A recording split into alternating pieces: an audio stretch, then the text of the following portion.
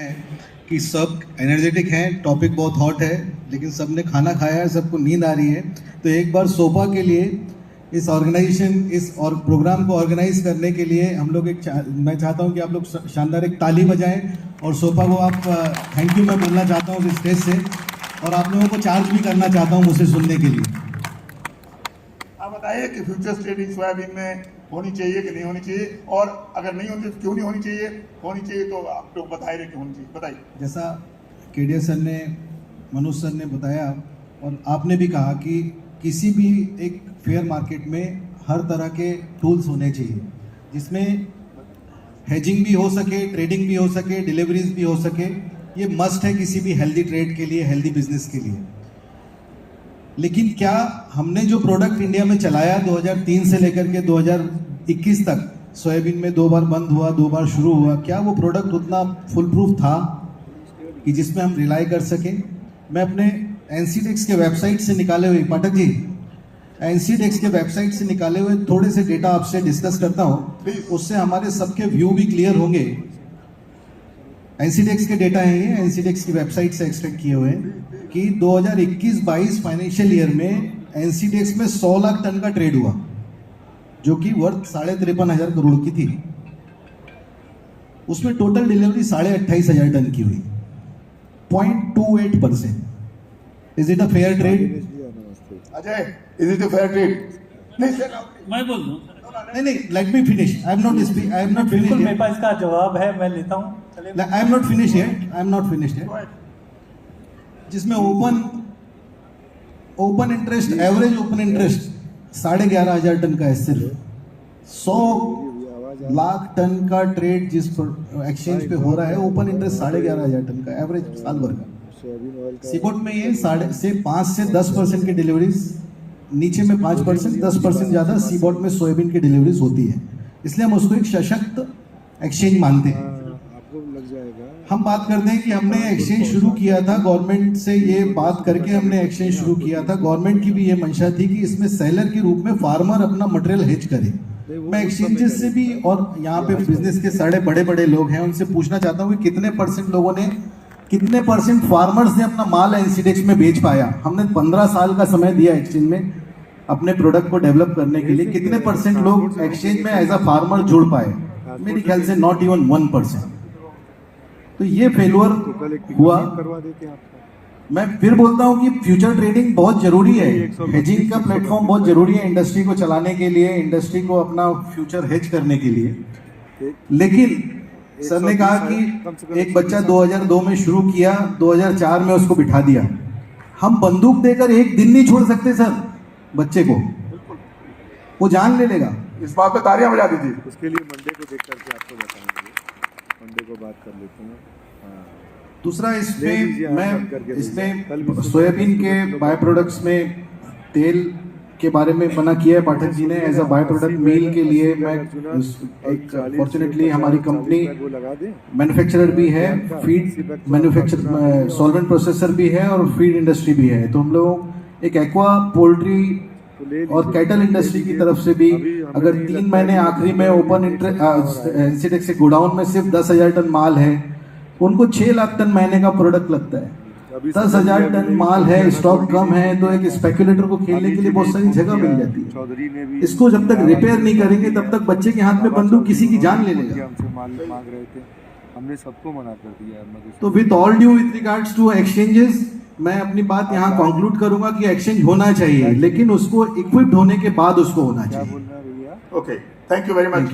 Firstly we will not go to debate. Ajay ले लीजिए भैया, हमारा बहुत अच्छा है। we'll go in turn, don't worry.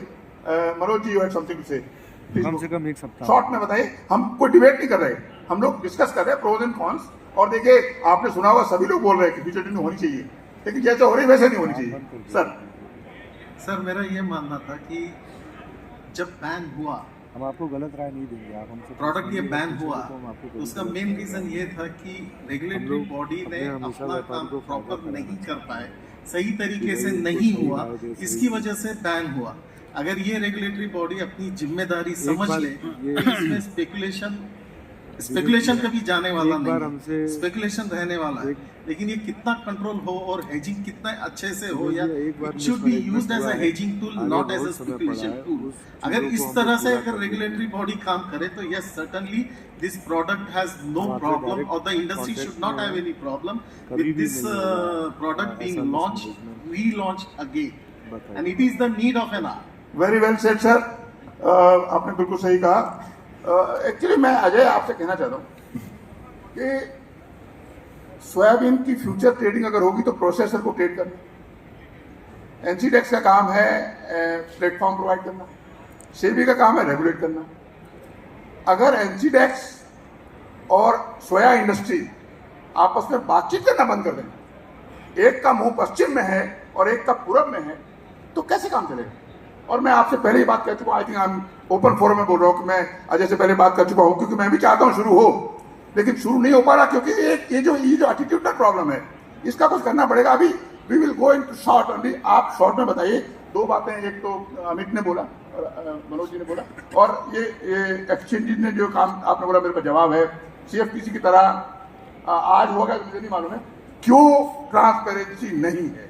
NCDEX को मालूम था कि कितना ओपन इंटरेस्ट है, कितनी डिलीवरीज हैं, कौन से लोग सर्कुलर ट्रेडिंग कर रहे हैं, why did they not regulate at that time, wake up and act.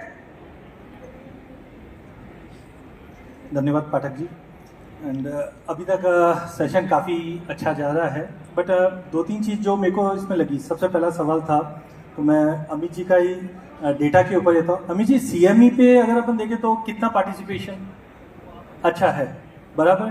तो मैं खाली एक सवाल पूछता हूँ कि घर में हमने सैलेड बनाया और सैलेड में एक चम्मच नमक जाना था, बहुत ज़्यादा लेना नहीं चाहिए, बट 2 चम्मच अगर नमक चले जाता है तो वो सैलेड क्या करना चाहिए? फेंक देना चाहिए? अगर 15 साल लगातार ऐसा हो रहा है तो सर फेंक देना चाहिए। नहीं, 15 साल नहीं, अपन तो सलाद की बात कर रहे हैं सर। अभी अपन सलाद ले रहे हैं और गलती से 1 चुटकी की जगह पे 4 चुटकी गई, तो एक तरीका होता है सलाद को फेंक दो। मेरा व्यू है, अरे उसमें सलाद और डाल दो ना, और जन को खिलाएंगे। तो जो आप बोल रहे हो, बिल्कुल आपने सही नंबर्स बताए हैं। वो इंपॉर्टेंट क्या है, पार्टिसिपेशन कम थे, तो आज अगर हम इसमें पार्टिसिपेशन बढ़ाते हैं तो क्या होता, जो ये नमक वाली बदमाशी हो रही है वो खत्म हो जाती। तो प्रॉब्लम कहां पे है, हमने पार्टिसिपेट नहीं किया। वैसे ही अग्रवाल जी, आपने मेरे को बोला कि एक्सचेंज ने, मैंने मांगा एक्स, मेरे को दे दिया वाई। तो देखिए, पहला चीज है, अगर यही चीज पार्टिसिपेशन में रहती तो एक्सचेंज को देने में क्या प्रॉब्लम है। तो मेरा मानना है कि मुझे वहां की क्वांटिटी नहीं मिली, इसके लिए अच्छा नहीं है।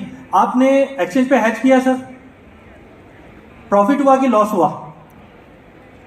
सर, प्रॉफिट हुआ कि लॉस हुआ, वो वाला इशू ऐसा है, अगर फिजिकल में प्रॉफिट है तो एक्सचेंज में लॉस है। नहीं, बराबर। एक्सचेंज में अगर प्रॉफिट है नहीं, जो आप बोल रहे हो फीचर का हो गया, प्रोसेसर तो hedging के लिए कर प्रोसेसर रहा है। hedging, तो आपको प्रॉफिट और लॉस का कोई लेना देना जिसने नहीं। इंदौर मांगा उसको अकोला दे रहे हैं, हाँ। जिसने अकोला मांगा उसको इंदौर या कोटा दे रहे हो, तो ये भी तो कोई लॉजिकल नहीं है। और ये तो सिर्फ एक एग्जांपल है। हाँ, मैं समझ गया। तो वो हम लोग फीचर्स पे आ गए, लेकिन मुझे लगता है कि जो इंडस्ट्री के वीसीपीज है, इशू क्या है केडिया जी, कि अगर रेगुलेटरी बॉडी को सही में इंप्रूव होना चाहिए या नहीं होना बिल्कुल, चाहिए। बिल्कुल होना अगर वो चाहिए। इम्प्रोवाइज होता है तो I प्रॉब्लम think- क्या है, I इम्प्रोवाइज think- नहीं है, इसी के लिए ये सारा बहस है। I think discussion should be based on कि क्या हमको करना चाहिए, rather than a plain game. We all agree कि फ्यूचर ट्रेडिंग होनी चाहिए। समस्याएं रही और सालों साल समस्याएं रही, जैसे मनोज ने बोला कि अगर आपका सलाद रोज खराब होता तो फेंक देना चाहिए, और मेरे ख्याल सोयाबीन केस में हुआ भी यही है। तो अभी हमको क्या करना चाहिए उस पर डिस्कस करें।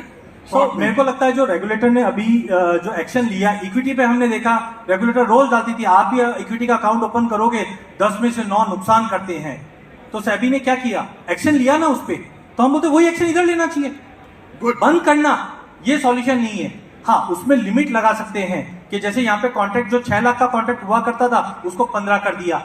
अगर आपको फ्यूचर्स में काम करना है तो आईटीआर सबमिट कीजिए, लेकिन स्पेकुलेटर को आप नहीं निकाल सकते, ये चीज आप मान के चलिए।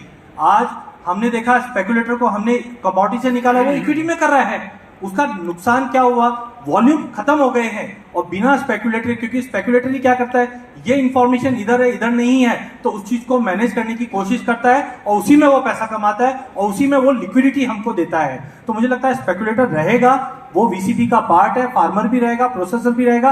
हमको ये समझना है मेरा काम हेजिंग है, मैं हेजिंग करूंगा, स्पेकुलेटर वो करेगा। हाँ, रेगुलेटर को लेकर जो पाठक जी ने और बाकी ने चिंता जताई है, उसको हम एक कॉमन प्लेटफॉर्म पे लेकर बुलंद आवाज पे अगर सौंपा जाती है, मैं भी खुद कोशिश करूंगा इस चीज को और आगे ले जाने की, ताकि जो खामियां है ट्रेड के अंदर उसको हम अच्छे से रिप्रेजेंट करके लेके आ सके। Thank you. I think last word Amit. अगर एक्सचेंज पे टोटल वॉल्यूम की 5 से 10% तक की डिलीवरीज होती हैं तो सुपर है boss. Good. Last word short में। सर, ये जो डिलीवरी के लिए आप कह रहे हैं कि कम है, हमारा लेस देन 1% है, वहाँ पे 5% 7% है।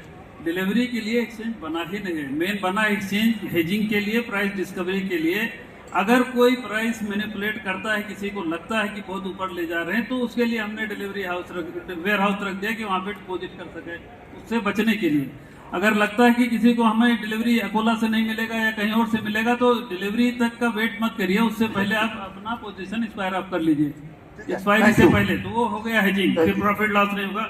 दूसरा जो कह रहे थे सर कि डिस्क्लोज तो हम लोग टॉप 10 बायर सेलर का देते हैं, और पहले हेजर का नाम भी देते थे, कौन डिलीवरी लिया उसका नाम भी डिस्क्लोज करते थे, लेकिन अभी कुछ नंबर में देते हैं थोड़ा बहुत, और भी कुछ कहेंगे तो वो नहीं, ठीक है। आई थिंक आपके समझ में आ रहा और है। अगर बहुत ज्यादा डिलीवरी होती है तो समझिए फ्यूचर कॉन्ट्रैक्ट में गड़बड़ी, ये भी सोच लीजिए आप, क्योंकि कोई डिपॉजिट क्यों करेगा? अगर बहुत ज्यादा रेट ऊपर है तभी ले जाके डिपॉजिट करेगा। Okay, last word sir, I am quoting सीबॉट में 5 से 10% डिलीवरी हो रही है। आर यू क्वेश्चनिंग की उनकी वर्किंग नहीं, मैं बोल रहा हूँ सर, ज्यादा होना नहीं चाहिए। अगर हो रही है यानी उनकी वर्किंग गलत है। अपने आप 0.28% है। नहीं, परसेंट की बात नहीं, ज्यादा होना ही नहीं चाहिए सर डिलीवरी। अरे आप I don't agree with you at all. जितना कम है उतना समझिए फ्यूचर कॉन्ट्रैक्ट परफेक्ट है। हम सब लोग सीवॉट की बात करते हैं, उनका डेटा हम होता है। Anyway we will not debate this. Manoj ji, last word. You have something? No. Okay, good. Ajay, last word. बिल्कुल होना चाहिए, और एक हेजिंग का एजुकेशन अच्छा होना चाहिए कि जो पॉलिसी हमारी कंपनी में हमने अडॉप्ट किया है हेजिंग को, वो प्रॉपर होनी चाहिए, तो डेफिनेटली होगा। जैसे मैंने बताया, काफ़ी जन क्या करते हैं, ट्रेडिंग में आ जाते हैं, तो आप अपना ट्रेडिंग अकाउंट साइड में खोलिए अगर आपकी इच्छा होती है, लेकिन हेजिंग कंपनी के नाम पे होनी चाहिए, और प्रॉपरली जितना मैं ले रहा हूँ उतना ही मैं हेज करके पॉलिसी बना के चल रहा हूँ। तो मेरे को लगता है कि पूरे वीसीपीज के लिए विन विन रहेगा, लिक्विडिटी भी मिलती रहेगी, स्पेकुलेटर भी हमको लिक्विडिटी देता रहेगा। Thank you. I think we will submit it up now.